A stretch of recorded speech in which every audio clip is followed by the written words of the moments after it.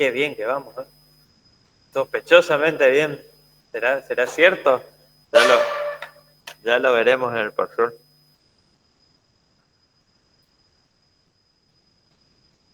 Bueno, pregunta parece que no hay. ¿Ya? Bueno, vamos a ver algún otro tema como para ir cerrando el proceso de autoría y, bueno, ir avanzando los temas hacia el primer parcial, que todavía nos quedan un par de semanas, 2 o 3 semanas. Eso que ustedes están viendo en la pantalla es una clasificación de los procedimientos de autoría, todo esto que habíamos visto, de los cuales generalmente siempre se habla en la autoría de pruebas de cumplimiento y pruebas sustantivas, digamos. Las pruebas de control o de cumplimiento, que es exactamente lo mismo, son las destinadas a obtener elementos de juicio sobre la adecuación del diseño y la operación efectiva de los sistemas de contabilidad y control interno de la entidad. O sea que en general cuando uno habla de prueba de controles, inclusive cuando muchas veces se habla de una estrategia de auditoría de controles, se habla de prueba de cumplimiento, digamos. Y eso, ¿por qué dice ahí evaluar el diseño? Porque en realidad lo primero que uno hace cuando en los pasos de relevamiento de control interno es primero es relevar el control interno. ¿Sí? Cuando entramos en una empresa, bueno, vamos a hacer un relevamiento de control interno de compra, de venta, de cobranzas y pagos, etcétera.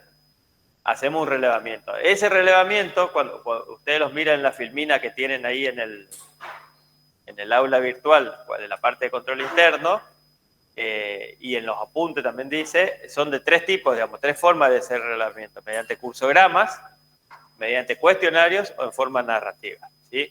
Eso se usa mucho en la auditoría porque uno no, cuando vieron que muchas veces hablamos de tenemos que conocer el control interno, bueno, ¿cómo hacemos? Bueno, empezamos a preguntar y se empieza a hacer relevamiento. Nosotros hacíamos eso que ustedes en el sistema administrativo los vieron como cursograma o flujograma, ¿saben hacer? ¿Lo vieron? ¿Sí? Bueno, en auditoría también se vuelve a usar, ¿sí? No desde el punto de vista de diseñar el control, porque eso lo hace la empresa, pero sí es útil para relevar el control para poder determinar cuáles son los controles que existen en cada uno de los circuitos. Generalmente, cuando uno está haciendo relevamiento de circuito dinámico de compra o de venta, lo hace a través de cursograma. Otra forma de hacer relevamiento de control interno son los cuestionarios, ¿sí? Los cuestionarios son, muchas veces dicen los libros, son estándar o puede ser a medida, donde ya tienen preguntas preestablecidas con un formato de sí, no aplicable, digamos, donde si es sí se supone que es un buen control interno, si no tiene lo que ahí dice se supone que es una deficiencia de control interno y observaciones para hacer cualquier comentario al respecto. Esto también es útil para relevar el control interno. En ese tema, por ejemplo, que si ustedes buscan en Google o en cualquier buscador, buscan cuestionario de control interno, van a encontrar del rubro que ustedes quieran. Y si ustedes quieren ver el libro, el que tiene el que tiene unos cuestionarios, por supuesto, muy desactualizados por la época que se hizo, es el informe 5, digamos, ¿sí? Que era un manual de auditoría, tiene los rubros y para cada rubro tiene un cuestionario. Esos son los libros modernos de autoría lo fueron desechando, y si ustedes compran un libro de nueva autoría no tiene ese tipo de material. O sea que la prueba, cuando hacemos el relevamiento, y la narrativa se usa, por ejemplo, para cuando uno va a hacer un relevamiento de algo que no es repetitivo, no se va a poner a hacer un cursograma, por ejemplo, ¿cómo se venden los bienes de uso? Bueno, alguien le contará y bueno, escriban, es más corto, es más práctico y de mayor utilidad. Después de hacer el reglamento de control interno, cuando dice acá que el prueba de control es evaluamos el diseño, digamos, ¿sí? Evaluamos el diseño, está bien, y bueno, si el diseño es útil y nos puede servir, ahí recién hacemos pruebas de cumplimiento de que ese control se cumpla, digamos, ¿sí? Si la evaluación del diseño es malo, ya no hacemos pruebas, pues, ¿en qué sentido tiene que probar que algo funcione mal? Se supone que vamos a probar algo que funciona bien. Que lo habíamos visto por allá en algunas clases, la inspección de documentación del sistema, los organigramas, cursogramas, flujogramas, los que tenga la empresa.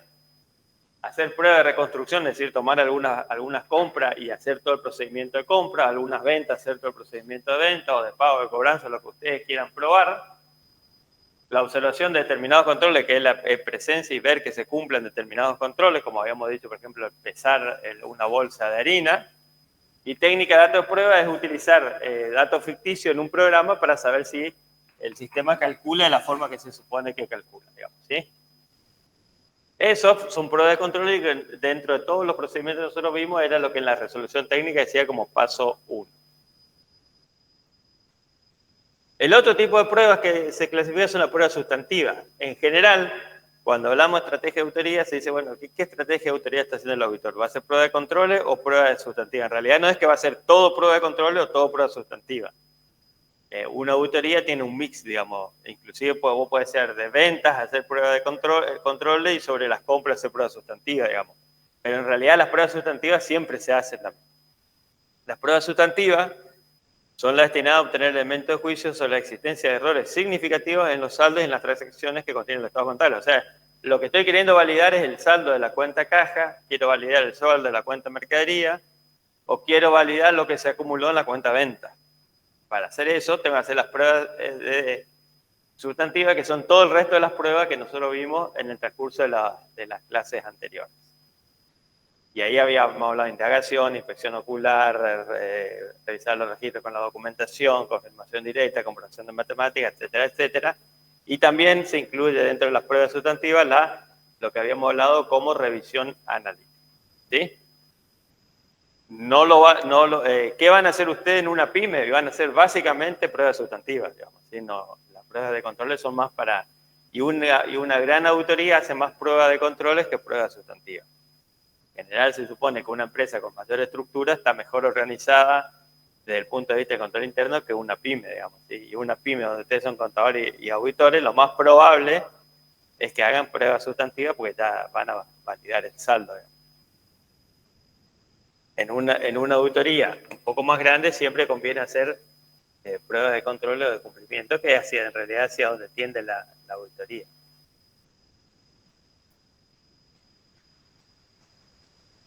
La naturaleza de los elementos de juicio, es otra forma de ver esto también, es que los elementos de juicio nosotros obtenemos de registros contables, de documentos fuentes o información corroborativa de otras fuentes. ¿Sí? Esto para saber de dónde salen los elementos de juicio que obtiene el auditor.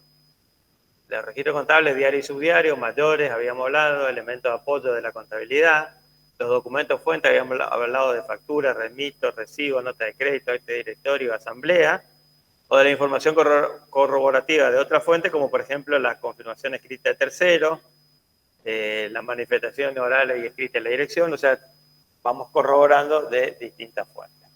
Esta es una clasificación que sirve para saber, bueno, de dónde obtiene el auditor elementos de juicio. El punto F que nos había quedado de si buscan más atrás la filmina, había varios puntos que tratamos en este punto de procedimiento de auditoría, era la estimación contable.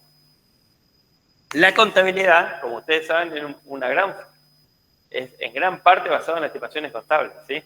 Casi le diría que lo único siempre digo que lo único exacto es caja y banco, digamos que no tiene muchas estimaciones. A lo mejor la moneda extranjera tampoco, u otras cuentas tampoco, pero hay muchas estimaciones. Por ejemplo, a ver, vamos a decir 5 estimaciones. Una, previsión para incobrable, estimación difícil si las hay. Otra, ¿qué estimamos los bienes de uso? La duración, la amortización, el desgaste. O sea, la depreciación en realidad es un cálculo, digamos, para el cual hay que estimar. Los juicios, ahí dice previsión para litigios.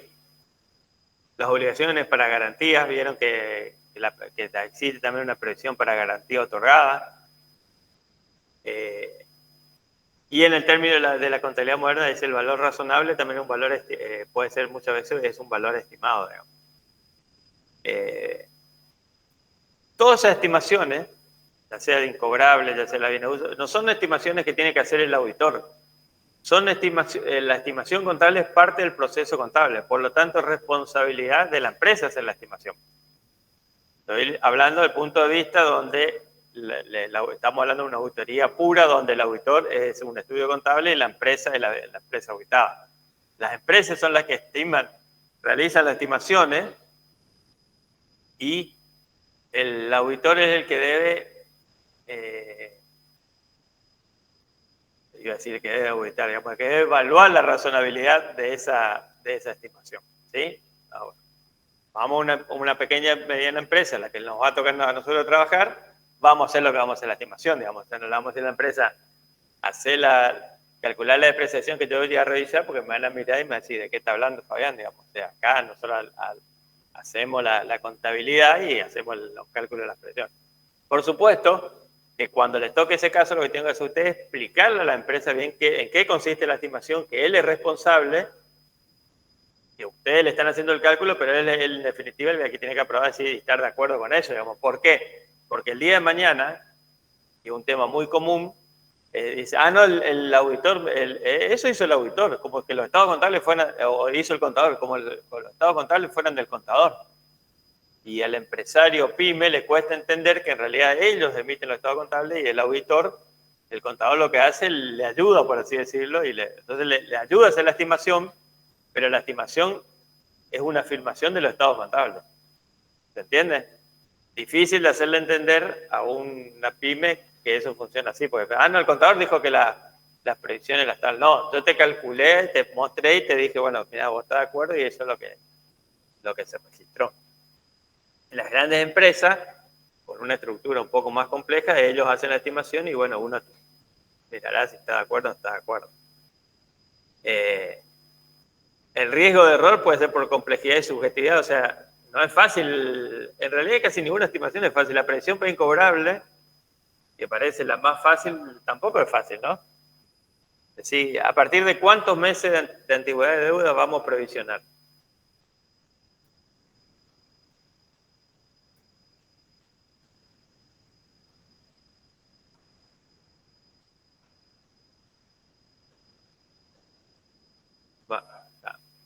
Lo que hay que tener en cuenta es lo que dicen las normas técnicas, la NUA lo dice claramente, cuáles son los índices de incobrabilidad, digamos, cuáles son los indicios, no dice índice, indicios de incobrabilidad, en este caso, bueno, la antigüedad, la desaparición de deudor, que es bastante parecido a lo que son las impositivas, pero eso es lo que uno tiene que tener en cuenta, no existe, no podemos decir 6 meses para atrás todo es previsionable o un año para atrás, porque bueno, cuando llega la realidad,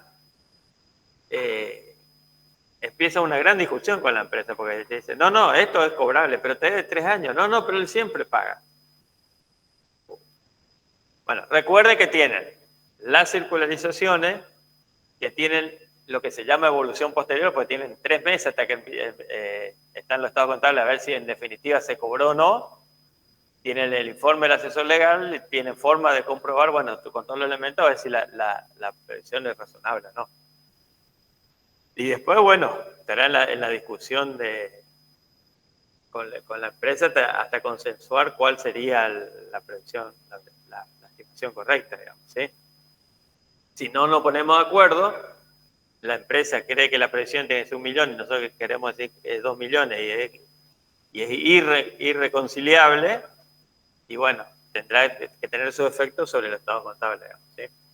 Que ya lo veremos para la próxima clase, el próximo, digamos, parcial, de decir, bueno, cómo inciden los errores En realidad es un rubro difícil, digamos, porque salvo que la empresa que no quiera previsionar nada y no sea tan real, digamos, después hay muchas zonas grises, digamos, como digo, bueno, 3 años para atrás es incobrable y 6 meses y a veces paga o no paga, bueno, ahí hay una zona gris donde se complica.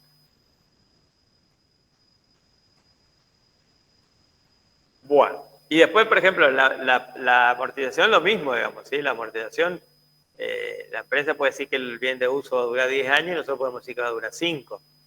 Lo que pasa es que nosotros, lo que nos estamos discrepando con la empresa, no estamos discrepando los años, no estamos discrepando el método de amortización, estamos discrepando la estimación de la vida útil.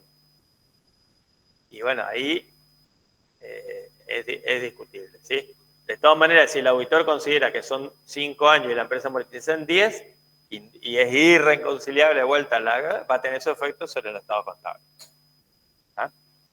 En general, convengamos que, como habíamos dicho, el objetivo de la empresa es emitir un informe limpio y el objetivo del auditor es emitir un informe limpio, se supone que lo que va a proponer el auditor es algo razonable y se supone que la empresa hasta cierto punto va a ceder y va a tratar de, va a aceptar los asientos ajustes que le proponga el auditor, salvo que lo que el auditor le proponga sea descabellado, que a alguien se le ocurre que el rodado, que a un auditor se le ocurre que el rodado dure 50 años. Bueno, la empresa pues, dice, no, ustedes le van a hacer la salvedad y ustedes el año que viene se van a buscar otro cliente porque no la contratan más. Esto va a ser así. Entonces, lo importante en esta filmina es saber que las estimaciones contables son estimaciones realizadas por la empresa y el auditor lo que tiene que evaluar es la razonabilidad de esa estimación. Por discrepancia, traten de ponerse de acuerdo, si no, van a perder el cliente.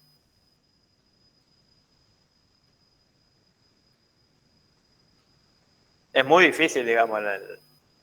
Bueno, dentro de los puntos que habíamos visto de la auditoría, también habíamos visto que habíamos conocimiento del ente, planificamos, ejecutamos, hicimos todos los procedimientos y lo que tenemos que hacer es controlar la ejecución con lo planificado. En realidad eso se va haciendo, le diría, casi permanentemente, digamos, ¿sí? O sea, cuando uno planifica, uno dice, bueno, voy a hacer inventario, voy a hacer esto, y a medida que va haciendo la auditoría, va controlando que las tareas se vayan realizando, ¿sí? Acá está como un punto al final de la auditoría que en realidad es terminar de definir que todo lo que se pensó hacer se hizo, digamos, ¿sí? Pero la realidad en un trabajo de auditoría, real, el control de la ejecución se lo va haciendo permanentemente, digamos, ¿sí? O sea, no, el supervisor de trabajo no va a venir a los 3 meses y mirar y decir, no se hizo nada, y ahí no hay tiempo de reaccionar.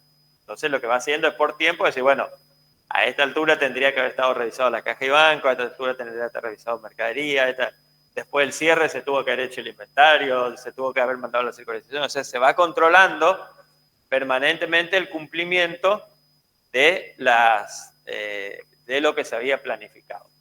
Aún cuando ustedes sean solos, sea una auditoría muy chica, planifiquen, digamos, si no, cuando uno no planifica cualquier tarea, se complica. ¿Sí? Si ustedes no planifican la forma que van a estudiar mal. Si ustedes tienen el 17 de octubre, tienen un parcial y saben que entran tantas bolillas y tantos temas y son tantos puntos, ustedes tienen que dividir la cantidad de puntos, tienen que saber cuánto tienen que estudiar por día, cuántos prácticos tienen que hacer, cuántos días necesitan para repasar y venir a rendir. Eso es lo mismo, lo pueden trasladar a la auditoría. Si ustedes no lo hacen así, si ustedes empiezan a estudiar y ahí viene la famosa frase del alumno, ¿cuál es el día del examen? Que encima le dicen al profesor cosas que yo no me animaría jamás en la vida a decirle al profesor. ¿Qué dice el alumno? No llegué, te dice. Igual le decís, ¿qué hizo ese alumno? Planificó mal. Si no llegó, porque planificó mal. Entonces, yo cuando estudiaba, planificaba tal bolilla. Estudiaba domingo, ustedes estudian domingo, ¿no? Vamos a ponerle que sí. Entonces el domingo vos elegí caja y banco, nos estaba ocurriendo el domingo elegí control interno, digamos.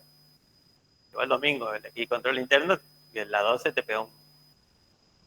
¿Sí? Entonces si vas a estudiar el domingo, bueno, estudiar caja y banco el domingo, algo que sea más light, digamos, más dominguero, digamos, bueno. Esa es también, y eso en la auditoría no deja de ser exactamente lo mismo, digamos. Te decís, bueno, ¿qué voy a hacer? Y bueno, tengo que empezar por caja y banco, después tengo que seguir por esto, porque no me voy a poner a circularizar los deudores por venta antes de conciliar caja de banco, pues no sé si están todas las cobranzas registradas. O sea, hay pasos que uno lo tiene que ir cumpliendo, ¿sí? Y permanentemente controlar. Y por supuesto que al final de la auditoría se controla el cumplimiento de toda la planificación. En la hoja de planificación uno deja, vamos a suponer que decimos, vamos a hacer conciliación bancaria, arqueo y tal cosa. Bueno, de ahí tiene la lista de las tareas. Por más que una auditoría sencilla que hagan ustedes. al costado le dejan una columna donde van poniendo la hoja de trabajo donde cumplieron el objetivo y la fecha. Entonces, si yo fuera el jefe de ustedes, vengo y mire, ya está hecho, la conciliación bancaria está revisada, está en la hoja A5. Hizo Fabián Esquivel el 16, bueno, ya podía revisar. ¿Sí? Entonces, a medida que uno va cumpliendo, va dejando constancia de eso. Entonces, el auditor debe controlar la ejecución de lo planificado con el fin de verificar los cumplimientos de los objetivos fijados. O sea, si que en el inventario o en la circularización queríamos circularizar el 20% de los clientes, lo que tenemos que verificar es que hayamos circularizado el 20% de los clientes, que no haya contestado el 20% de los clientes, o que hayamos hecho procedimientos alternativos sobre lo que no nos contestaron. ¿Sí? Eso es verificar que cumplimos el objetivo. Nosotros queríamos validar el 20% de una circularización. Y en su caso, realizar en forma oportuna las modificaciones necesarias a la programación. Lo mismo hacen ustedes cuando estudian. Digamos, el domingo no estudiaron control interno porque se fueron a pescar, porque estaba lindo. Entonces, el lunes, ¿qué hay que hacer? Hay que estudiar la bolilla del domingo y del lunes, digamos. Hay que readecuar el control. Bueno, en la auditoría es lo mismo. Si hay algo que cuando empezamos a auditar era más complicado de lo que nosotros pensamos, y bueno, habrá que readecuar la planificación para cumplir con eso que era más complejo. O sea, una cosa es lo que uno planifica y otra cosa después cuando empieza a trabajar y empieza a descubrir cosas que... Lo cual no quiere decir esto que también le hagan chicle la planificación, digamos, porque si no, ¿para qué planifican? Si van a cambiar todo y lo van a ir adaptando a lo que hacen, no tendría sentido. Con tal propósito, el contador debe efectuar una revisión cuidadosa del trabajo de sus colaboradores a medida que se va desarrollando, que es exactamente lo que le dije hace un ratito. Y una vez que haya sido completado. O sea, se va haciendo a medida... En los estudios, el control de la autoría lo hace permanente, no le diría a diario, pero cada 3, 4 días o cada vez que uno va terminando, ya tenemos la primera supervisión, que es lo que en los estudios contables se llama el senior. Cuando ya se avanzó bastante la auditoría, viene el gerente y le pega una revisada, y cuando está al final viene el socio y le pega otra revisada. Quiere decir que a lo largo de la auditoría tenemos distintas escalas y distintos niveles de revisión. Y, por supuesto, en distinto tiempo. El senior es como que controla permanentemente, el gerente en un tiempo y el socio a lo mejor una vez a mitad de auditoría y una vez al final.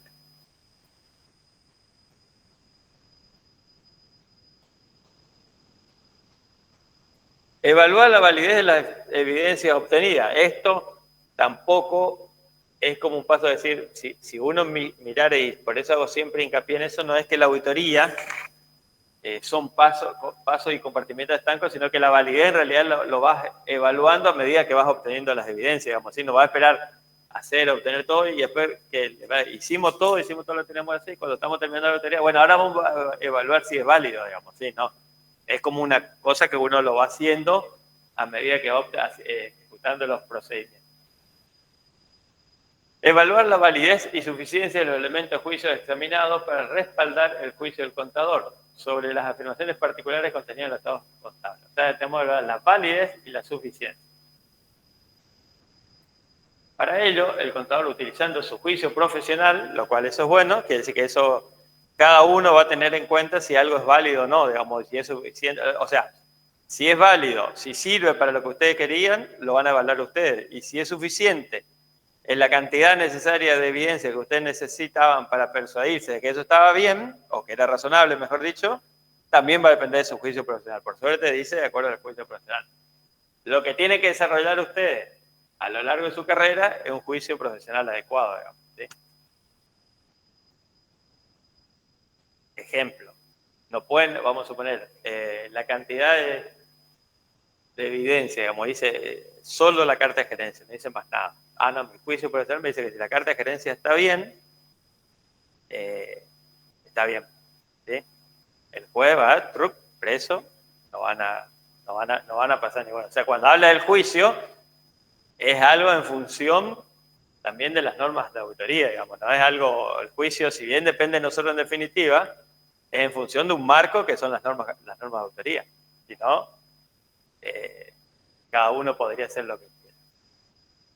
para lo cual debemos considerar la naturaleza o la forma que se obtuvieron, que era lo que habíamos hablado. La naturaleza, por ejemplo, si dijimos que tenía más validez que si nos confirmaban. Si era de fuente interna, más validez que si era de fuente externa. Entonces, eso influye en la validez. Considerar la importancia relativa de lo examinado en relación al conjunto. También, como habíamos dicho, por ejemplo, es más válido, por así decirlo, tiene más validez inspeccionar hacer una inspección ocular de las sillas que confirmar la silla. Ahora, si la mercadería en consignación representa el 3% de la mercadería total, eso es lo que dice ahí. Bueno, para validar ese 3% es válido hacer una confirmación, digamos. O sea, no hay que desesperarse por hacer una inspección ocular.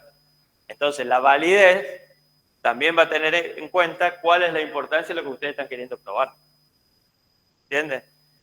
Si es la mercadería es el 1%, no se desesperen por decir, no, tengo que hacer una inspección ocular porque es el 1% del activo, digamos, tampoco.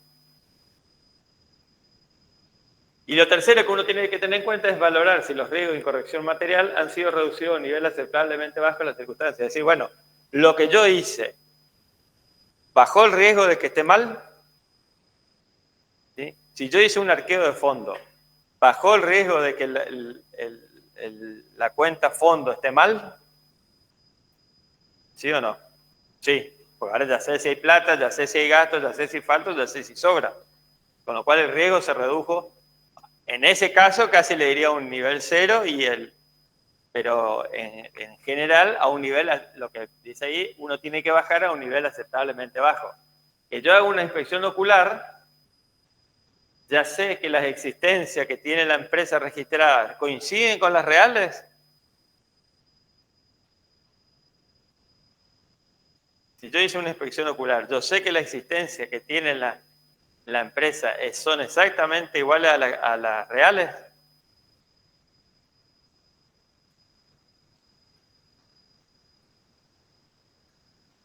¿Sí o no? Si no tengo que hacer un feedback y volver a la clase 1. ¿Sí o no? Hice el procedimiento de inspección ocular. La pregunta es, la empresa después registró 30.000 sillas. Nosotros hicimos la inspección ocular. ¿Esa inspección ocular me asegura a mí que las 30.000 sillas existían? ¿Sí o no? Depende de qué. ¿Cuánta contamos? Y contamos la cantidad es el 80% del valor.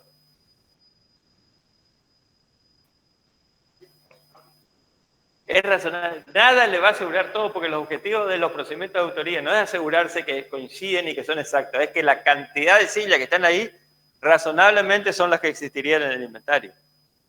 Si conté todo, si en una pyme donde nosotros contamos, iba a ser exacto, digamos, pero en una auditoría, en una gran auditoría, yo hice pruebas por muestreo y probé que el procedimiento que implementó la empresa funcionó, que se hizo como se había previsto.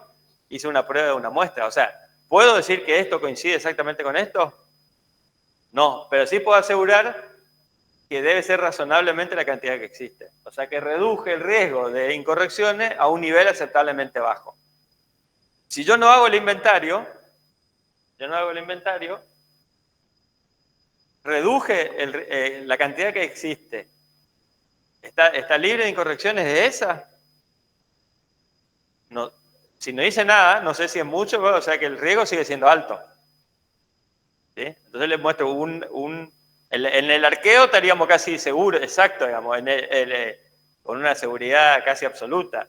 En la inspección ocular sería una seguridad razonable, como dice, y en no hacer nada, la seguridad es 0, digamos. Por eso en la auditoría, el único problema de la auditoría es determinar el alcance. ¿Cuánto cuento yo para saber que reduje el riesgo a un nivel aceptablemente bajo? Si hago mucho, voy a estar bastante seguro y voy a ganar poca plata. Si hago poco, voy a estar bastante inseguro y voy a ganar mucha plata. Bueno, tratemos de juntar la cantidad. ¿Y eso cómo se hace? Haciendo un buen conocimiento del negocio, haciendo una buena planificación, haciendo los procedimientos justos y necesarios y reduciendo el riesgo de autoría a un nivel aceptablemente bajo, sin gastar plata innecesariamente. ¿Sí? Dicho de otra manera, si lo que le ofrecen como honorario de autoría es muy corto, es muy pobre el honorario, ustedes no pueden adaptar la cantidad de procedimiento a los honorarios.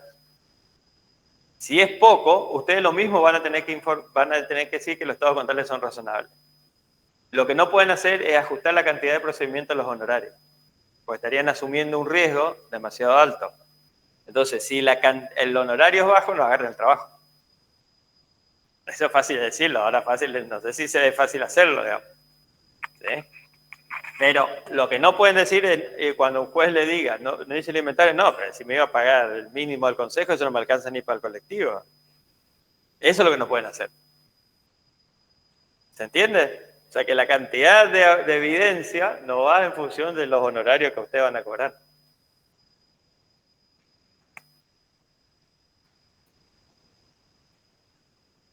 ¿Qué es válida o qué es adecuada?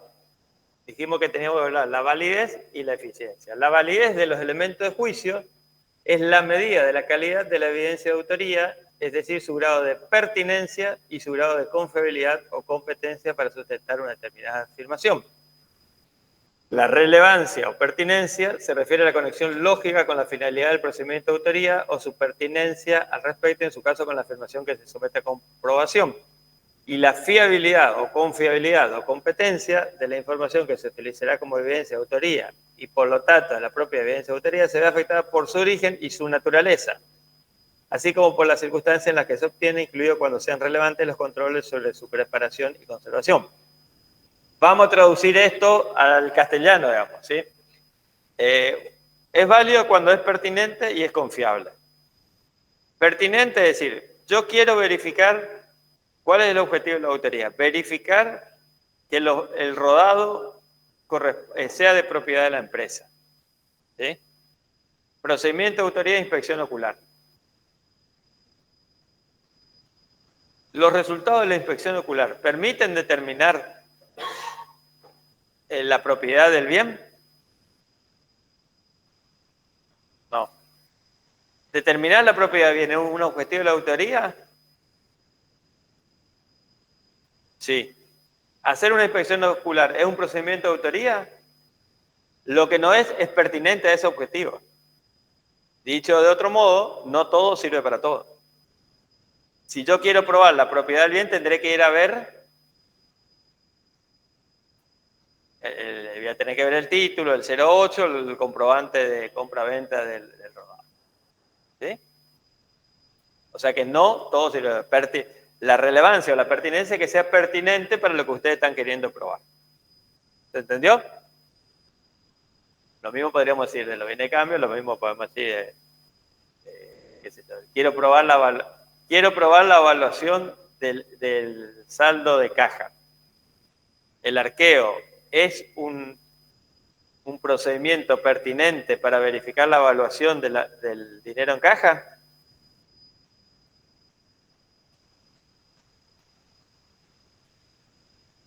¿Sí o no? Sí, porque en realidad con el recuento validamos la existencia, pero también validamos la medición, porque es el valor nominal. ¿Sí? Entonces ahí en este caso sí es pertinente. En el caso de la moneda extranjera no, porque la moneda extranjera lo que contamos son dólares, digamos, después tenemos que traducirlo a peso, digamos. Muy bien. Y la confiabilidad de competencia depende, o sea, es lo mismo que decimos, bueno, que creo que está en la filmina siguiente.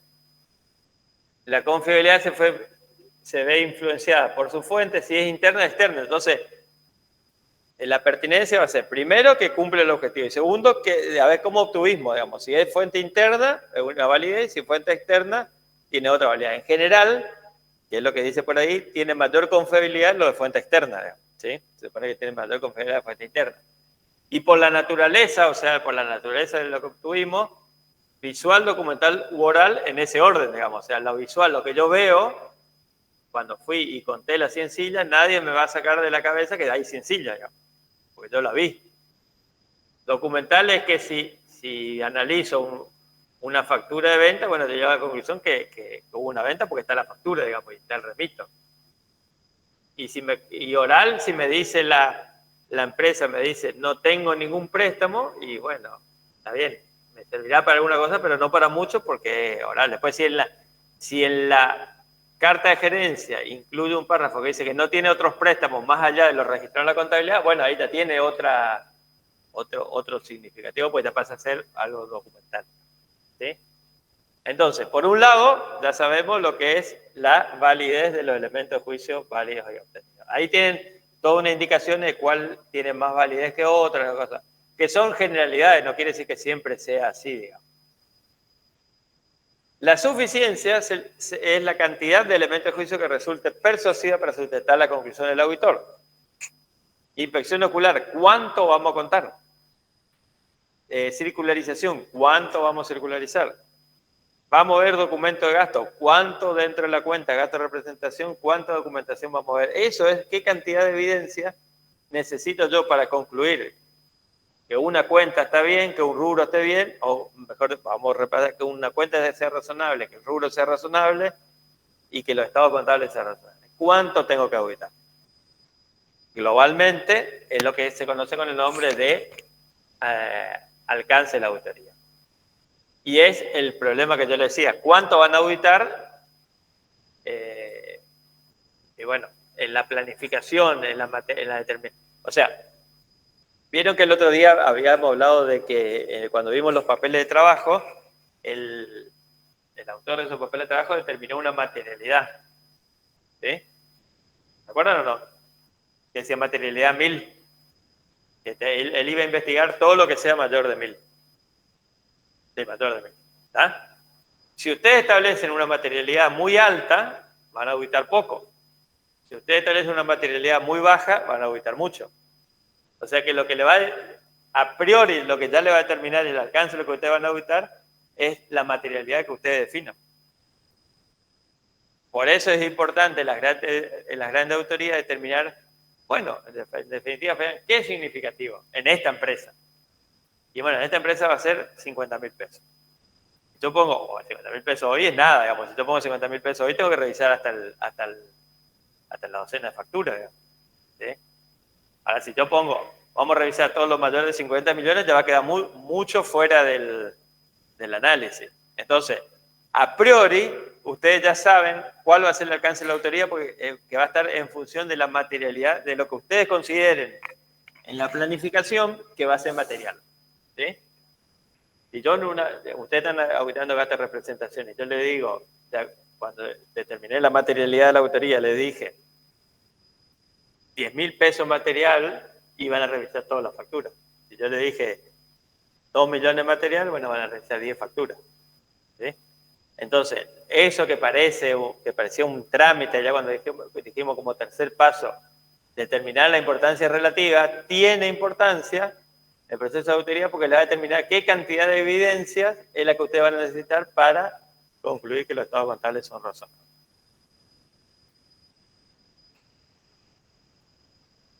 Ahí le da algunos factores como la estimación que hace el riesgo inherente. El riesgo inherente dijimos que es el riesgo que tiene de auditar independientemente de los controles internos o el control de auditoría. Cómo son los sistemas contables de control interno, cuál es la importancia relativa a la partida que se examina, la experiencia de la auditoría anteriores. Si usted el año pasado, vamos a poner una empresa, vamos a suponer un país sin inflación, que algún día llegaremos, no sé si yo llegaré, pero ustedes supongo que sí, no hay inflación, digamos, o sea que las cifras son verdaderas. Si nosotros el año pasado establecimos una materialidad y no, muy baja y auditamos mucho y no encontramos errores, eso sirve para decir, si este año la materialidad hacemos bajo los mismos parámetros, vamos a suponer una empresa más o menos estable, hacemos la misma materialidad o subimos un poco porque la verdad que la cantidad de errores que se encuentran en esta empresa son menos. Entonces, los años anteriores siempre influye la cantidad que uno va a auditar. Si el año pasado metiste, por así decirlo, 30.000 asientos de ajuste, bueno, no vaya a poner la materialidad tan alta porque bueno, se van a escapar un montón de...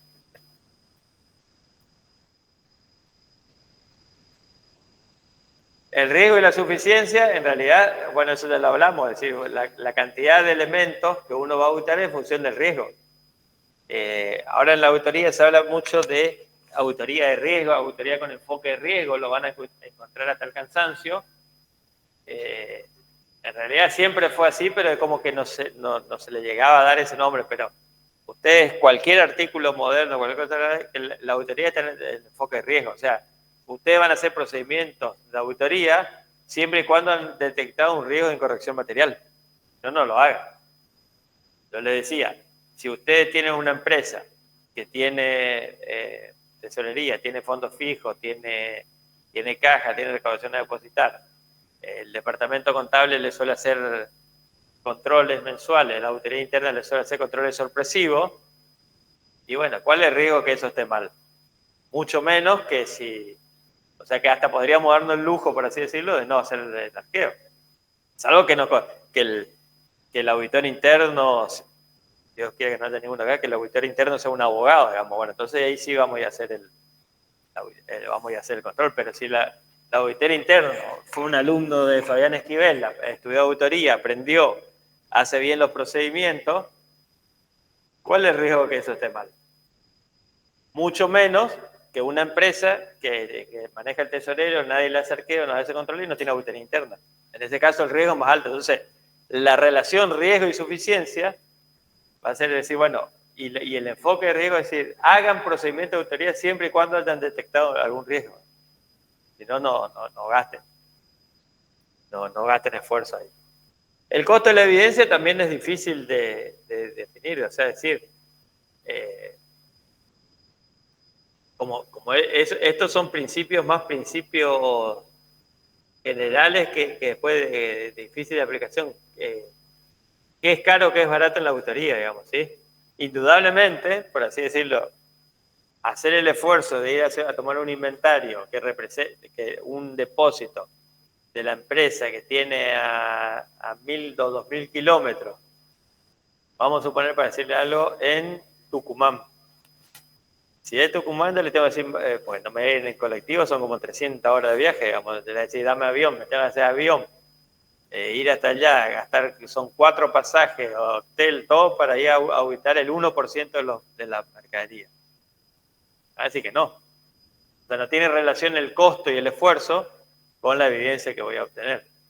La evidencia de una circularización, hasta de un inventario tomado por la empresa, podría perfectamente funcionar. O hasta podría ser mucho más barato llamar a algún colega de Tucumán y decir, ayúdame en el inventario, y le va a salir más barato que todo, a lo mejor, probablemente. Yo he hecho también en mi vida, lo que he hecho de todo, hacía ese tipo de trabajo. O sea, en una época me iba a Resistencia a contar, porque era más barato. Claro, nos contrataba una empresa de auditoría de Buenos Aires, voy a decir un viejazo, pero ustedes llegaron a conocer la compañía CTI Móvil.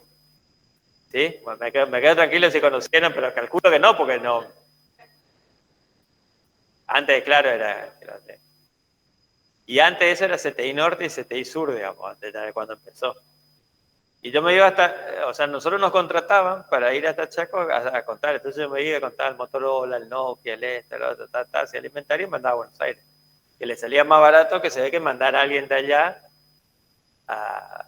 Entonces, para los que son delicados en los procesos, yo me iba a un colectivo de Resistencia a las 2 de la mañana, no tenía asiento, me sentaba en el pasillo, me iba durmiendo, llegaba ya a las 8 de la mañana, contaba todo y a las 12 de la noche me tomaba el colectivo de vuelta. Sí, trabajé en el auditor, ¿vieron? De campo, nada de librito y hacía esa cosa. Bueno, cuando uno tiene necesidad no tiene problema. Cuando uno empieza iba contento a contar. Hoy no me llevarían ni en avión particular, me llevarían a contar. Pero bueno, era interesante porque era también, cuando viene, como uno muchas veces habla de aprender, uno aprendía porque en ese momento el rubro de celulares era. Hoy son mucho más fáciles los inventarios, las cosas. Bueno, y los celulares uno aprendía que tienen como un DNI, tiene un número, tiene tiene el otro, que hacia la ficha y todo, y mandaba. Entonces, en ese caso, el costo de la evidencia, indudablemente para la gente piensa en el costo de la evidencia. O sea, para ellos sé que era más caro mandar uno de Buenos Aires con avión, viático y todo el show, que un misionerito acá que le habría cobrado un cuarto de lo que cobraría uno de Buenos Aires. ¿Sí? Entonces, no gasten innecesariamente, apunten bien a los riesgos y auditen la cantidad necesaria. Bueno, una vez que... ¿Cuál es el primer paso de la auditoría? ¿Cómo? Planificar. No, para ustedes recibirse, después matricularse, después conseguir cliente, o primero conseguir cliente y cuando mientras consigue cliente se matriculan, conocer la empresa, evaluar lo que van a auditar, aplicar control interno, planificar, aplicar todos estos procedimientos que vamos a ver después en otras clases, las tareas finales. El paso siguiente es decir, bueno, tengo que formular la opinión final. El formular la opinión final, que yo les dije que el objetivo del auditor es decir si los estados contables están bien, están mal, están bien, pero, o no sé cómo están, está bien, que se llama, si está bien, es opinión no modificada, si está bien, pero tiene algo, una opinión se llama opinión modificada, y si está mal, se llama opinión adversa, y si no sé cómo está, se llama extensión de opinión. Esto como para ir poniendo en el auto, no se preocupen, no hay en el primer parcial preguntas sobre opinión. Entonces, una vez hecho todos esos procesos, aplicando la batería de procedimientos, planificando, como dijo el compañero, ejecutando, controlando, volviendo a ejecutar lo que está mal, evaluando si es válido y suficiente, si estamos conformes, si se redujo el riesgo a un nivel aceptablemente bajo, estoy en condiciones de emitir una opinión final, ¿sí? Entonces, el punto 11 que dice la resolución dentro de los procedimientos es formulación del juicio u opinión final. Leí por si les interesa después porque ya algunos están por recibirse, que hoy o esta semana el Consejo aprobó un nuevo régimen de matriculación con lo cual pueden ir adelantando la información para inscribirse vía web. ¿Sí? Así que si les interesa, ya cuando le den el título acá, ya entran y ya levantan todo para... No se asusten porque ahora parece que ya cuando uno, si no van a hacer ejercicios de forma independiente, porque trabajan en forma independiente, se pueden matricular y ya informan que no van a pagar CAPROCE, digamos, que es lo que le está disparando un poco los alumnos del consejo. ¿Sí? Lamentablemente así, porque los de la CAPROCE son voraces, digamos. Uno se inscribió y cuando te dieron el número de matrícula viene una carta de documento que ya le debe 3 meses a la CAPROCE, ¿viste? Entonces, bueno, perdón si hay alguna de la CAPROCE mirando ahí, pero yo toda la vida fue un gran impulsor, por así decirlo, de matricularse, digamos, porque creo que es bueno matricularse, pero cuando empezó la CAPROCE, vi que la gente empezó a disparar. Y bueno.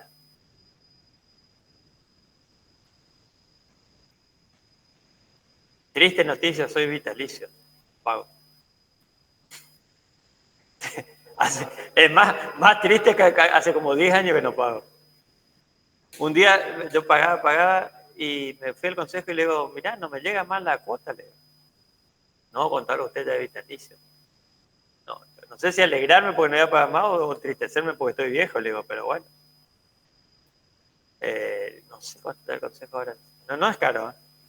Es más, es barato por varios temas, digamos. Uno, porque ustedes asisten a todas las actualizaciones gratis.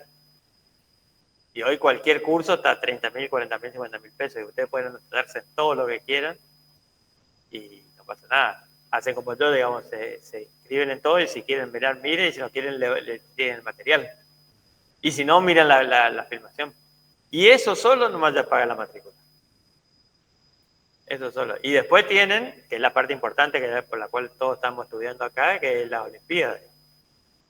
O sea, ¿para qué estudiamos para ser contadores? ¿Para ser auditores? No. Estudiamos para jugar al fútbol, al básquet. Hay equipos femeninos, hay equipos de lo que quiera. Ahora este año se hizo la Olimpiada acá, pero después se hace todo el año. Yo recorrí el país gracias a la Olimpiada. O sea, yo conozco toda la Argentina gracias a la Olimpiada. Y ahí ustedes van casi no digo becado, pero creo que como el 50% gratis y pagan en cuota. Con esas dos cosas nomás da igual. Y suponiendo que no sean tan light así como el profesor de autoría, también puede viajar a los congresos financiados. O sea, si van al Congreso de Ciencia Económica también le sale más barato, también le financia, también todo. O sea, tiene muchas ventajas. Lo que no sé ahora es si tiene todavía el fondo de alta complejidad que tenía, que en su momento tenía, y ahora no sé si está vigente o no. Que, por ejemplo, vamos a suponer que usted tiene una cobertura y que tiene un trasplante de córnea, tiene un subsidio ahí que le cubre y tiene alguna otra. Eso no sé si está vigente. Pero bueno, con los cursos, con la Olimpiada y con la capacitación de los congresos, ya paga la matrícula. Sí, te llega todos los días, te llega el mail de trabajo. Hay búsquedas laborales. Hay comisión de jóvenes profesionales también. Hay comisiones, otras comisiones. La fiesta del consejo es muy, muy, muy linda. Este año hubo como 600, no sé cuánto, era un montón.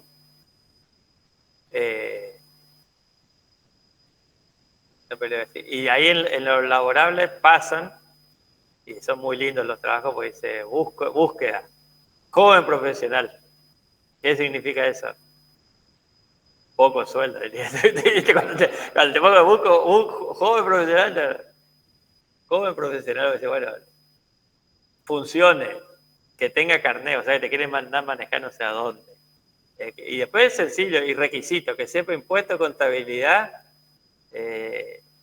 manejo de no sé qué cosa, el otro y voy a decir, a la pucha, para las jóvenes. No, pero hay muchos trabajos interesantes, ¿eh? Yo estoy fuera porque por la edad no entra ninguno, porque se pone por ahí mayor de hasta 45, hasta 50, hasta. Así que también le sirve para eso, también tiene una buena. ¿Ustedes son pasantes en algún lado? ¿Alguien está haciendo la PPS? PPS sí, pero no pasante. ¿Eh? No. Yo soy una persona que va al contramano del mundo, ¿viste? Porque acá, por ejemplo, estamos contentos con la pasantía. Yo digo, la pasantía es casi la esclavitud, digamos. A mí, por ejemplo, no me gusta tener pasante porque no me gusta tener una persona a la que no le pago. Yo creo que si la persona no cobra, no tiene que trabajar. El cuento ese que van a aprender es un cuento, digamos.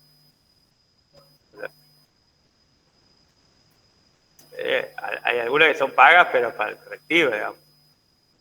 Pero, o sea, si la pasantía es bien paga, está buena, digamos, pero las pasantías se convierten, todos los pasantes se convierten en mano de obra barata, digamos. Bueno, esa es mi opinión, no es la opinión de la facultad o de la mayoría de la gente, pero es un poco como los trabajos, eso que dicen, no, la facultad hace trabajo en las cooperativas, no sé, esto, y yo siempre tengo mis dudas respecto, porque yo les puedo agarrar a todos ustedes, si vamos a hacer un trabajo en tal empresa, ¿y qué hicimos? Le limpiamos el trabajo a un colega.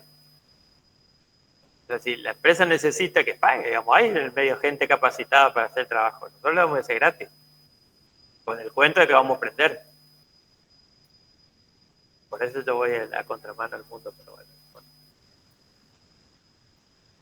En algunos casos se debe aprender. De todas maneras, yo la pasantía está bien, lo que inclusive, o los PPS por ahí son muy exigentes, que tiene que ser el rubro contable, o que tiene que ser de acuerdo. Yo digo que la PPS tiene que ser cualquier cosa. Que el alumno sepa que va a cumplir horario y que el alumno sepa que el jefe le va a retar. Con esas dos cosas nomás ya va a aprender mucho más de que no haber trabajado nunca. Decir, mirá, te retan cuando cumplís. Y no importa si hay contabilidad, si saca fotocopias, si es lo que sea. Bueno, volvamos a la formulación del juicio de opinión final. Nunca me hagan caso a mí, pues no van a llegar lejos, pero... El contador se formará una opinión sobre si los estados contables han sido preparados en todos sus aspectos significativos de conformidad con el marco de información contable aplicable. Si han sido preparados en todos sus aspectos significativos, importante, no estamos diciendo que son exactos, que son reales, que son preparados en todos sus aspectos significativos. ¿Qué quiere decir? ¿Tiene errores? Sí, tiene errores. Solo que esos errores son no significativos. Si tiene errores significativos, hicimos una mala auditoría, digamos. Se supone que cuando nosotros emitimos una opinión libre, tenemos una seguridad razonable que los estados contables emitidos no tienen incorrecciones significativas. Si no, lo otro sería un piletazo, digamos. No saber, ponemos que no contiene y no hicimos ningún procedimiento, no estamos tirando un piletazo. Por eso yo en la primera clase le dije, no existe la firma prestada, digamos. Si hacemos el procedimiento, tenemos que... podemos firmar, si no hacemos el procedimiento, no. Para ello, concluirá si se ha obtenido una seguridad razonable, si los estados contables en su conjunto están libres de incorrecciones significativas. Quiere decir que una vez que yo aplico los procedimientos de autoría, lo que tengo que decir, me tengo que preguntar, o se tiene que preguntar al auditor, es decir, los estados contables, ¿tengo una seguridad razonable que los estados contables estén libres de incorrecciones significativas? ¿Cómo se contestarían esa pregunta ustedes, digamos? A ver, ¿los estados contables son razonables?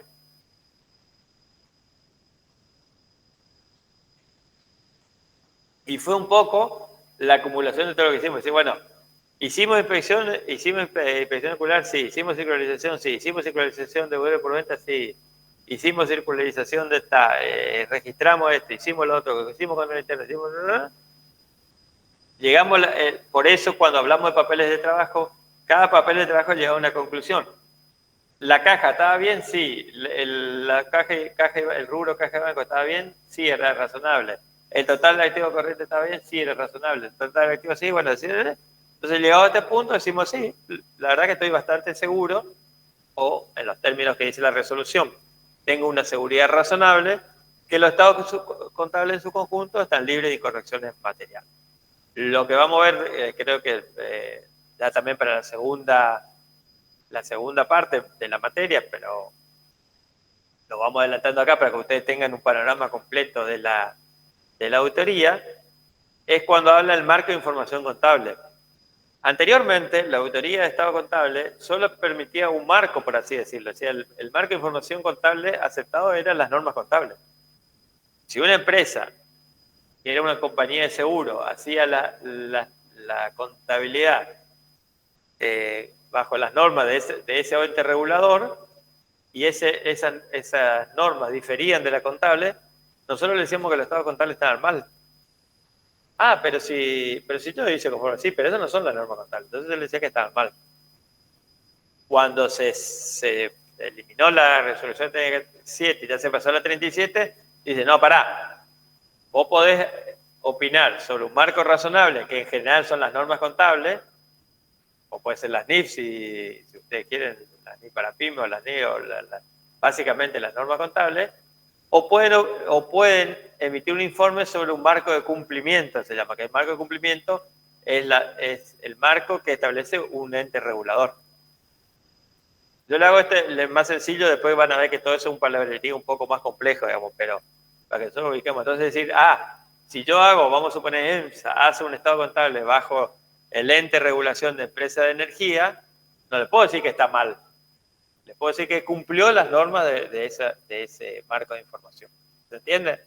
Ahora vamos a ver. Por eso dice que lo que nosotros queremos saber en primer lugar, en este punto, antes de emitir el informe, lo que queremos saber es si la empresa emitió los estados contables conforme al marco de información contable que está utilizando.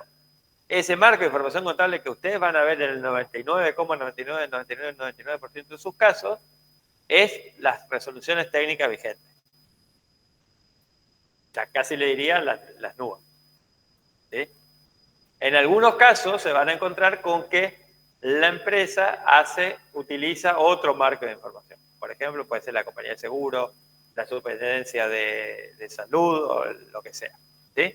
Entonces ahí va a tener otras normas que la empresa no nos va a dar bolilla a nosotros decir, no, yo voy a aplicar la norma, va a hacer lo que le pide el ente regulador, digamos. ¿Sí? Entonces lo que nosotros tenemos que verificar es que la empresa, cualquiera sean los dos marcos, tener una seguridad razonable que la empresa elaboró su estado contable libre de incorrecciones significativas en relación al marco de información utilizada. ¿Sí? La realidad que ustedes van a ver es que la mayoría están hechos bajo normas contables argentinas, digamos. Para lo cual, dice, evaluará, y ahí discrimina un poco más, si los estados contables han sido preparados en todos sus aspectos significativos de conformidad con los requerimientos del marco de información contable. Es decir, si el marco de información contable decía que los bienes de cambio se pueden evaluar al costo histórico y la empresa evalúa el costo histórico, lo que le está diciendo ahí, tengo que evaluar que la empresa cumplió lo que decía la norma contable. Si presentan apropiadamente las políticas contables significativas seleccionadas. Las políticas contables es un término que también creo que ya lo hemos hablado, es un término casi le diría nuevo, no nuevo, pero pasamos de ser de tener normas que establecían un modelo de presentación de estados contables donde definía una unidad de medida, criterio de medición y capital a mantener y lo hacía de forma más o menos estricta, a pasar por ejemplo, ahora las nubes no define un modelo, sino que define toda alternativa. Entonces lo que la empresa tiene que decir en una nota es cuáles son las políticas contables significativas que adopta. Así, bueno, por ejemplo, si un ente pequeño va a discriminar, va a desagregar el interés implícito, sí o no, va a usar las normas, qué criterios va a utilizar, ¿sí? Entonces, eso se adapta un poco de las normas internacionales de información financiera, donde la política contable la define la empresa, digamos, ¿sí? Prácticamente hoy, si ustedes miran un cuadro, si ustedes comparan el cuadro ese que tienen en exposición en los rubros de los criterios de medición, se dan cuenta que, por ejemplo, bienes de cambio pueden evaluar al costo o a valores históricos o valores corrientes. Cuando antes se evaluaba valores históricos, después se evaluaba valor corriente y ahora le da la alternativa, ¿sí? Entonces, todas esas políticas contables tiene que estar de acuerdo y que va a implementar la empresa, lo tiene que describir y tiene que presentar apropiadamente los estados contables. También incluye que las estimaciones contables realizadas por la dirección son razonables, que era la filmina que habíamos visto hace unos 10 minutos. Que presentan toda la información relevante, fiable, comparable y comprensible. Estos estados contables están bien expuestos, digamos, cumplen con todo lo que tienen que cumplir. Que presenta la información adecuada que permite a los usuarios quienes se destinen a entender el efecto de las transacciones y los hechos que resulten significativos sobre ello, que usa terminología adecuada. En realidad, nuestros estados contables siempre usan terminología adecuada. ¿Por qué? Porque todos agarran el informe 26, no sé cuál es que tiene el modelo, y todos copian de ahí, digamos. O sea que, en definitiva, la mayoría tiene una terminología razonable. Una terminología no razonable podría decir, bueno, qué sé yo, en las notas, calculo que el valor de recupero de los rodados no supere lo que se podría obtener de ello en el mercado si vendo, que se bueno, y no una terminología muy razonable, ¿no? O sea, lo que cuando uno la empresa va a emitir los estados contables, el auditor tiene que hablar que la terminología que utilizó sea la terminología contable. O sea, no existen gastos de honorarios, entre paréntesis, abogados. O gastos honorarios o gastos de abogados, lo que usted quiere utilizar. Generalmente los honorarios involucran todo, entonces nadie lleva gastos de honorarios abogados, gastos de honorarios contadores, gastos de honorarios ingenieros, no. Salvo que cada uno tenga distintas funciones, digamos, y vayan pero en todos lados, para decir gastos de profesionales, cada uno en distintas funciones, digamos, ¿sí? No. Pero bueno, se ve que acá en alguna materia le habrán dicho que los honorarios en distintas cuentas, digamos. No está mal, vuelvo a insistir, ustedes el día de mañana en su actividad profesional, si ustedes quieren usar 300 cuentas, usen. Si a ustedes les es de utilidad, porque algún jefe todos los meses le pregunta, che, Fabián, ¿cómo van los gastos de abogado con respecto al año anterior, a los meses anteriores? Si yo tengo discriminada la cuenta, saco en 2 segundos. Si no tengo discriminada la cuenta, tengo que ponerme a sumar todos los meses, tengo que buscar en la cuenta honorario, sacar el dato y poner. Entonces, el plan de cuenta, no sé si alguna vez le enseñaron el famoso plan de cuenta, no depende de los gustos de los profesores de contabilidad, depende de lo que ustedes necesitan. Ustedes nunca hagan caso a los profesores, digamos. Los profesores de cada uno de nosotros tenemos nuestra idea, digamos. Ustedes tienen que decir, ¿para qué quiero? Entonces, yo trabajaba en una empresa donde el plan de cuentas tenía 272 cuentas. O sea, era más o menos 30 y pico de páginas. ¿A qué conclusión pueden arribar rápidamente? Que la contabilidad estaba 3 años atrasada. Hay que conciliar 272 cuentas. Claro, todo muy lindo, todo muy linda la teoría, pero en la aplicación práctica no cumplimos el primer punto de lo que es la contabilidad, que la información tiene que ser oportuna. Entonces, no abran más cuentas que la que necesitan. Diego Perier. No, yo estoy acá hace rato, te estoy escuchando, no me digas así. No, llegó para hacer ruido, está queriendo hablar, por eso hace ruido. Sí, No, cuando tocaste plan de cuenta, me toca la fibra más íntima de mi ser. Y el plan de cuenta es fundamental, digamos, ¿sí? O sea, pero siempre piensen, no acá como auditor, le estoy hablando como contadores, lo que ustedes necesitan. Por ejemplo, nosotros hemos detectado a lo largo de los años que los alumnos no usan la cuenta compra. Cuando registran las compras ponen mercadería, IVA, proveedores. ¿Está mal? No, está mal. No es la lógica contable, la técnica contable. La técnica contable es compra, IVA, proveedores. Y cuando yo vi que ningún alumno ponía compra, dije, no, esto no es un problema de un alumno, es algo que le enseñaron así. O sea, que a alguien, me paré con los profesores y le digo, che, ¿ustedes no enseñan la cuenta compra? No, me dijo. No está mal. La pregunta que ustedes se hacen, ¿necesito el dato de compra?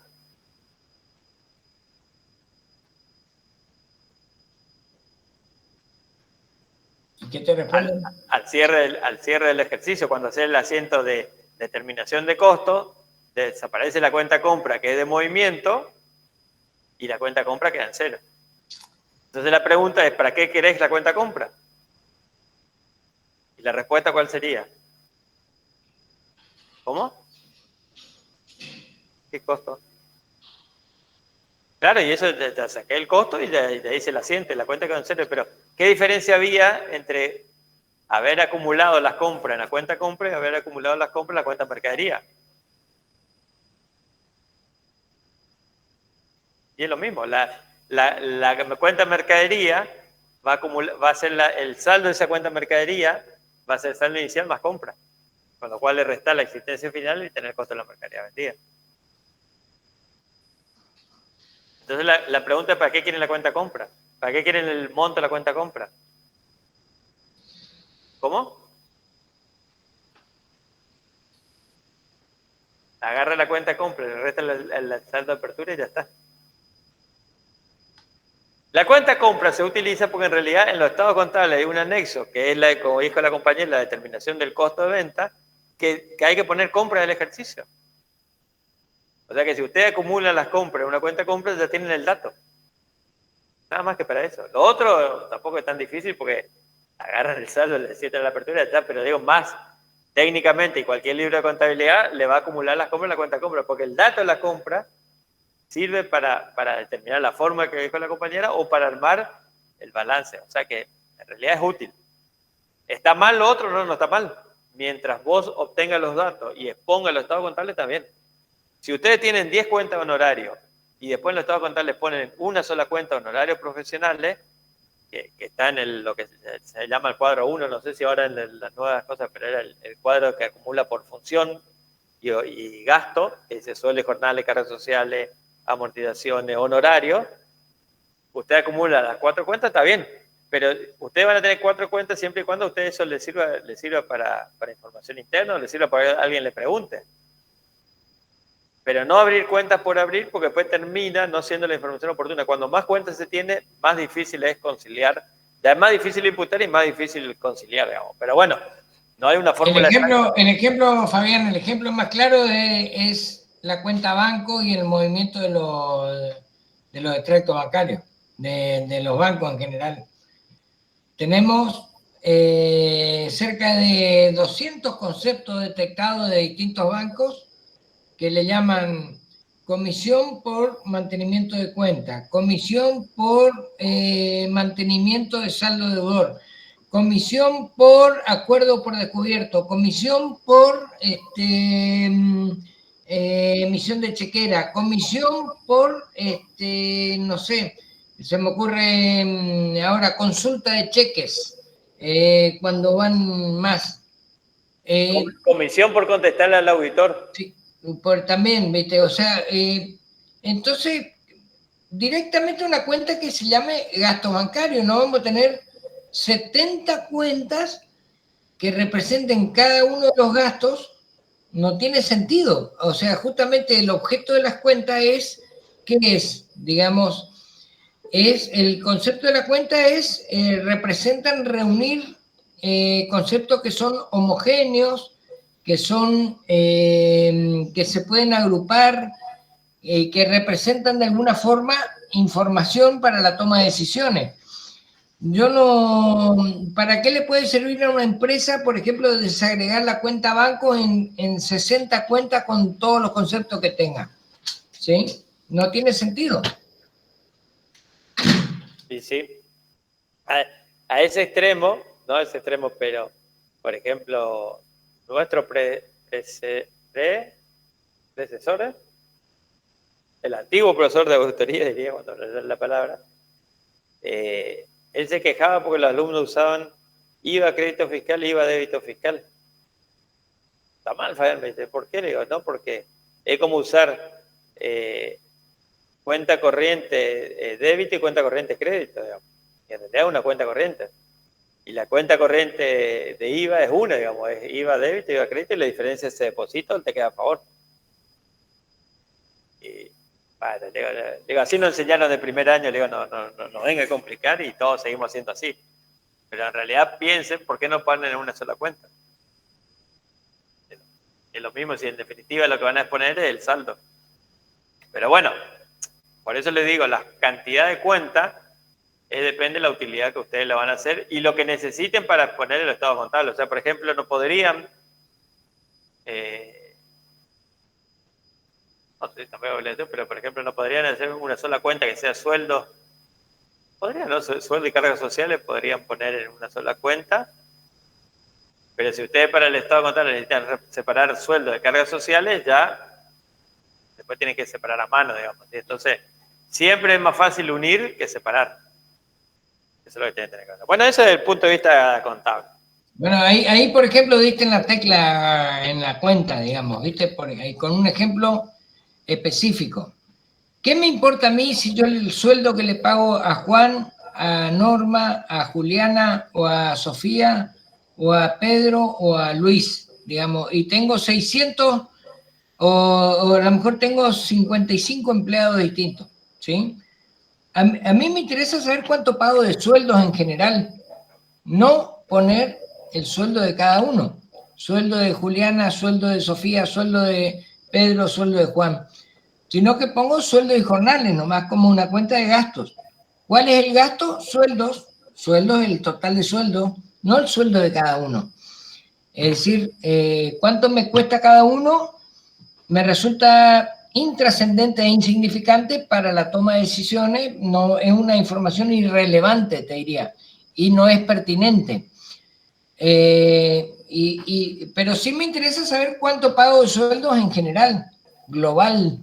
¿Sí? Obviamente que más adelante voy a saber si dentro del total de sueldos jornales, si se puede reducir, si hay alguno que no trabaja.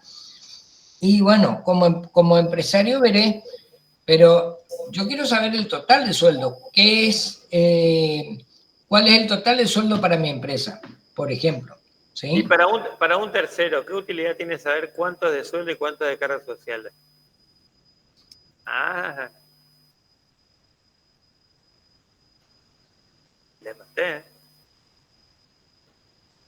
Claro, los estados contables siempre se pone el sueldo, el primer renglón y el segundo es cargas sociales. La pregunta es, ¿para qué uno quiere saber separado? Si en realidad van de la mano, digamos, o sea, todo lo decir, si pago 100 de sueldo voy a pagar 31 de cargas sociales, o sea,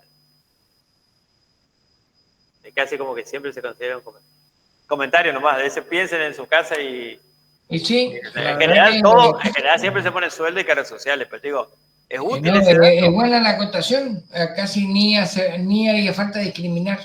Ni hacía falta discriminar. Sí. Sí, por ahí las indemnizaciones, porque las indemnizaciones no es algo rutinario, digamos, entonces no, sí tendría de estar distinto al sueldo, pues si uno paga indemnizaciones o bueno, no puede estar aparte.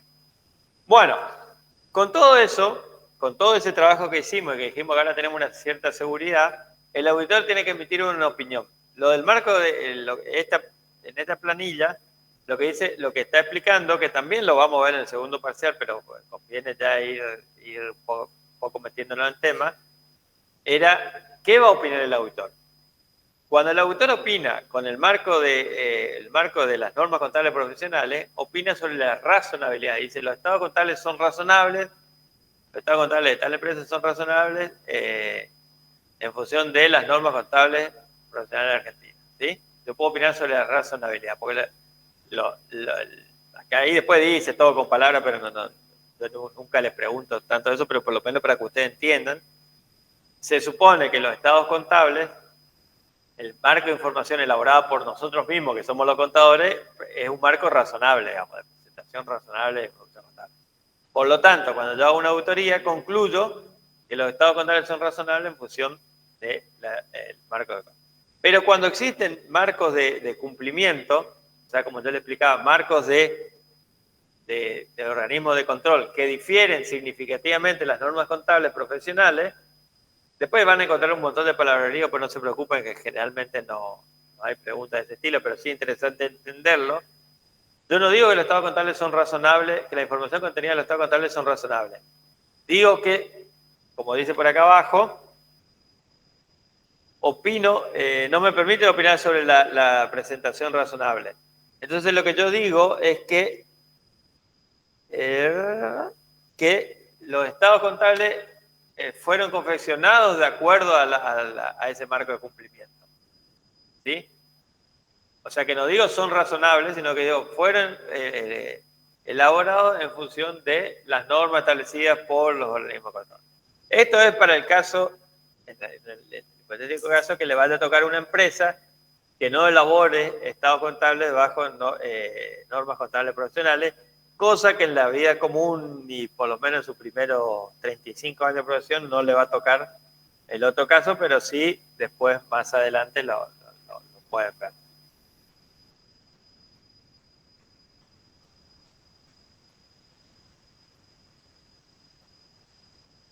Esto es un poco lo que le expliqué. Ahí está subrayado lo que dice presentación razonable. En el caso de la norma contable decimos que tiene una presentación razonable de dicho estado contable, y en el otro caso decimos fueron preparados en todos sus aspectos significativos conforme al marco de cumplimiento. Lo que ustedes van a utilizar en su vida diaria es estados contables elaborados bajo normas contables profesionales, ¿no? ¿Sí? Pero si les llega a tocar el otro, ya saben que existe. Y el último punto, si no me equivoco, del todo ese largo proceso de auditoría, es la emisión del informe de la auditoría. ¿Sí? Con todo eso que nosotros hicimos, de que conseguimos el cliente, conocimos la empresa, elaboramos todo, hicimos todo, llegamos a la conclusión del punto anterior de qué tipo de opinión vamos a emitir, tenemos que emitir el informe. El informe es el medio por el cual el auditor le comunica a los terceros cuáles son las conclusiones a las que ha arribado. Conclusión esta que puede tener opinión en la mayoría de los casos o puede no tener opinión en los casos que se llama abstención de opinión. Los distintos tipos de opinión, de informe, todo eso entra en el segundo parcial. Simplemente acabamos hablando como para cerrar el proceso de auditoría y entender desde que conseguimos el cliente hasta que emitimos el informe cuál es el proceso completo. El auditor, dice la resolución técnica, debe emitir su informe teniendo en cuenta las disposiciones legales, reglamentarias y profesionales que le fueran de aplicación. Generalmente, el informe de la auditoría, la base del informe de auditoría y cómo hacer un informe de auditoría tiene la resolución técnica 37. Les dice qué es lo que tiene que tener y después en los informes hay modelos para cada caso de aplicación. Porque recuerden que la resolución técnica 37 no solo habla de auditoría, sino habla de otro montón de encargos, ¿sí? Lo que ustedes tienen ahí disponible es un montón de informes, de modelos de informes, ¿sí? Bueno, los argentinos nos gustan mucho los modelos, digamos, ¿sí? Entonces Y el informe es el medio por el cual nosotros comunicamos. De todo ese excelente trabajo que ustedes han aprendido en estas semanas de clase, que aprendieron a planificar, aprendieron a evaluar control interno, hacer relevamiento, cursograma, papeles de trabajo, hicieron todo eso es para ustedes. Eso no lo va a ver nadie. Eso ustedes lo guardan y como decía cuando hicimos papel de trabajo, le va a servir de base para elaborar qué tipo de opinión voy a emitir y para el medio de prueba el día que haya un problema. O sea que eso lo guardo y no lo ve nadie. Lo único que trasciende el tercero es, yo decía esa hojita, que era el informe del autor, porque antes el informe del autor era una hojita, ahora el informe del autor son 35 páginas. Porque, al igual que los médicos que van haciendo medicina legal, porque si no viene el juicio más la praxis, nosotros también fuimos abriendo el paraguas y fuimos agregando frases, palabras, cosas, detalles, normas. Ahora el informe de autoría tiene 10 páginas. ¿Sí? Lo que antes era en media página 4 entraba tranquilamente. Cuando lleguemos al informe del auditor vamos a ver que el informe del auditor es un testamento, digamos, tiene como un montón de páginas, un montón de datos, un montón de información. Entonces, básicamente, ese informe, lo que después nos va a decir la resolución es cuál es el título, el destinatario, cuáles son los distintos párrafos, cuál es el orden de los párrafos. Ya les adelanto que tiene distintos párrafos, pero el primer párrafo, que fue la modificación más importante, la última modificación de la RT37, es que el párrafo de opinión pasó a ser lo primero porque lo que más le interesa a la gente, bueno, en definitiva, ¿qué opinión? Después contame todo el resto, pero decime primero qué opinión tenés. Después contame qué hiciste, cómo hiciste, cuándo hiciste, qué revisaste, qué no revisaste, cuál es el alcance. Todo eso contame después, pero primero decime cuál es la opinión. Ese es el objetivo principal de la autoría, emitir ese informe de autoría. ¿Y por qué dice cumplimiento? Porque si hay normas legales que le dicen que ustedes tienen que poner algo en el informe, que a lo mejor técnicamente no es necesario, pero le dice que tienen que poner porque dice la ley. La reserva legal ustedes no hacen porque la empresa no hace porque le gusta, hace porque le dice una ley que tiene que hacer. Bueno, hay cosas en el informe, que lo vamos a ver en la segunda parte, que lo hacemos porque dice una ley que usted informe tal cosa. Bueno, entonces usted tiene que informar. Por eso la norma, la resolución de 37 dice, usted elabora el informe conforme a las normas profesionales, pero además tenga en cuenta que hay alguna norma legal o reglamentaria que anda dando vuelta por ahí y que incide en el informe del auditor. Generalmente eso se pone en otra sección, cosa que se distinga bien un tipo de información de la otra. Y como subproducto de la autoría es lo que habla ahí de la comunicación de las observaciones y sugerencias, que es lo que nosotros le llamamos comúnmente la carta de recomendaciones, informe de control o comunicación de observaciones y sugerencias, donde vamos comunicando todo aquello que el contador encontró en el desarrollo de su tarea que no va en el informe de autoría. Por ejemplo, lo que hablamos, tenía un exceso de disponibilidad en relación a las necesidades. Bueno, invertí en plazo fijo, que es mínimamente. ¿Sí? Ese tipo de sugerencia no va en el informe de la autoría que está haciendo el tercero, sino va en el informe de comunicación de observación y sugerencia, también denominado informe de control interno, que es de uso interno de la empresa. Una pregunta. No es obligatorio, porque dice el contador podrá emitir, quiere decir que puede no emitir también. Si podrá emitir, podrá no emitir. Si no encontraron ninguna, no van a emitir. Bueno, pero una pregunta, profesor. ¿Te puedo hacer una pregunta? Sí, te escuchamos. Es obligatorio, si uno encuentra, por ejemplo, que no hay una adecuada segregación de funciones en el área de tesorería, por ejemplo, y que hay riesgo de que más adelante se pueda cometer errores, ya sea de fraude o errores simplemente por falta de control cruzado. Nosotros, si lo vemos, tenemos obligación de comunicarle de alguna forma a la administración. ¿Ustedes qué dicen? No, el subproducto del servicio es gratis porque el informe de recomendaciones está en función de lo que ustedes encontraron en función de la autoría, no en función de que estaban buscando exactamente lo que dijo Flori, que yo estaba buscando deficiencia de control interno. No, estaba revisando caja y banco y encontré que no había separación de funciones. ¿Sí? O sea que no se ilusionen, es el mismo precio. Es más, yo suelo poner en mis apuntes y después los alumnos me repiten como loro, como si yo tuviera la verdad absoluta, que a un empresario pyme le interesa más este informe que el informe de la auditoría. El informe de la auditoría te paga porque es obligación. Porque es obligación indirecta, porque tiene que presentar la FI, tiene que presentar el banco, tiene que presentar esto, y esto se hace. Pero no es que le interesa mucho los estados contables, esa es la realidad. Ahora, el informe donde dice Flores, le dice, che, mirá, no hay una adecuada separación de funciones y te pueden robar y te pueden hacer esto y te pueden hacer lo otro, le interesa mucho más que decir que la información contable es razonable, que no sabe ni de qué estamos hablando. Esa es la realidad. Por lo tanto, contestando la pregunta de Flores, yo entiendo que no es obligatorio, porque cuando la resolución me dice podrá emitir, me da la opción de no emitir. Ahora, si yo conozco, no corresponde, creo que lo emitiría, digamos. Es más, de hecho, en toda la auditoría que participé, se prestaba especial atención en esto, digamos, los puntos de control interno. Ahí tenía una doble intención, tratar de venderle otro servicio adicional. Flori tiene otra intención, que es tratar de mejorar el control interno para que la próxima auditoría le sea más liviana, digamos. Tampoco es el objetivo. El objetivo es decirle, encontré un problema de control interno y yo te informo. Pregunto porque hace poco tuve una consulta de un profesional, colega nuestro, que viene haciendo una auditoría recurrente hace unos 5 años, ¿sí? Y él nunca, nunca observó o nunca, si bien sabía que no había una adecuada segregación de funciones, venía realizando igual la auditoría normalmente.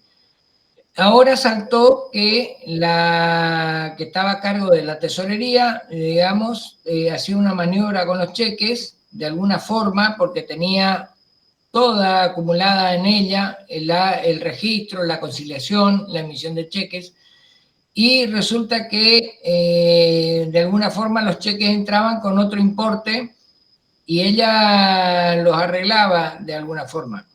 Y lo descubrieron porque saltó un cheque que fue rechazado por el banco y bueno, fue motivo de investigación y bueno, y ahí saltó que hubo, digamos, algún tema de fraude, le diría.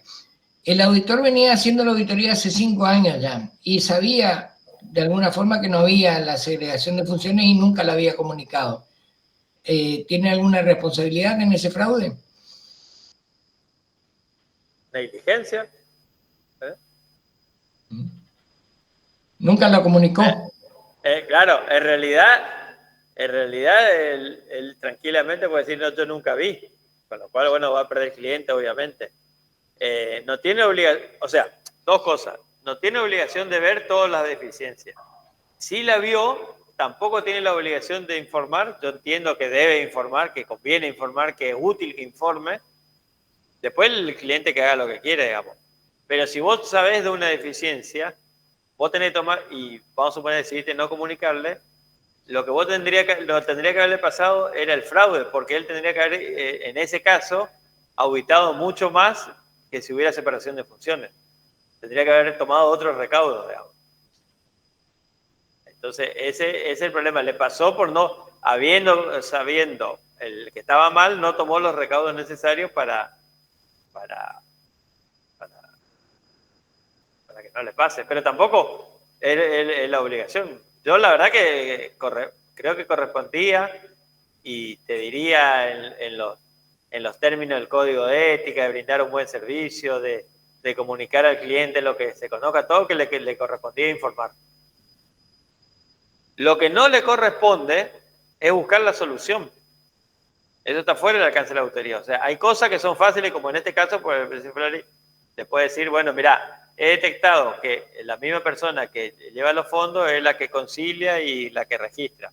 Es conveniente que sean dos, pero después uno puede decir, tomen 2 personas, porque la empresa tendrá plata o no tendrá plata, pero por lo menos lo informaste.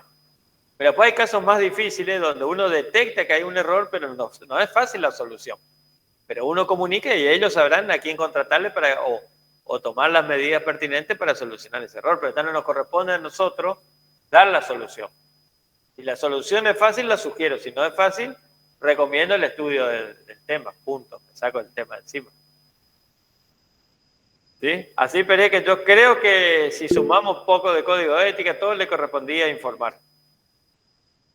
Bien, también coincido con vos que existe una responsabilidad, siendo una auditoría recurrente, obviamente, él tendría que haber informado y si no informó, igualmente tendría que haber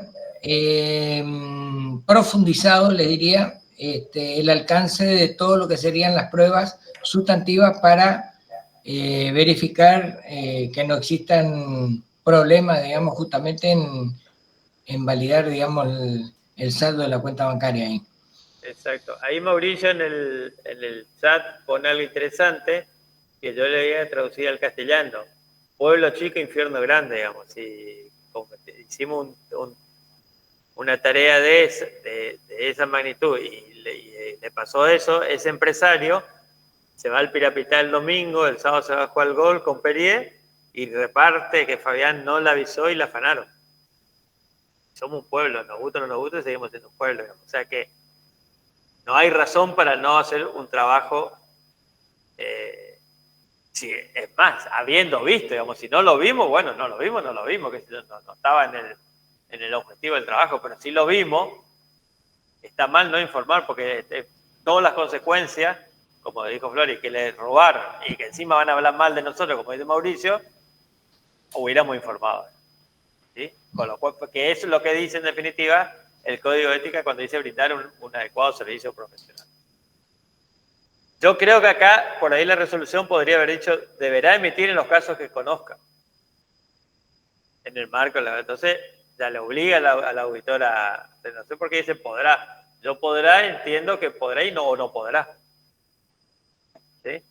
Bueno, estamos entonces, ¿cómo andan los primos? O sea, disculpadme para terminar nomás y aclarar para cerrar con esto. Es obligación, eso sí es obligación del auditor relevar el control interno, ¿sí? O sea, tienen que analizarlo y detectar y ver si existen debilidades o no existen debilidades. Eso sí es obligación.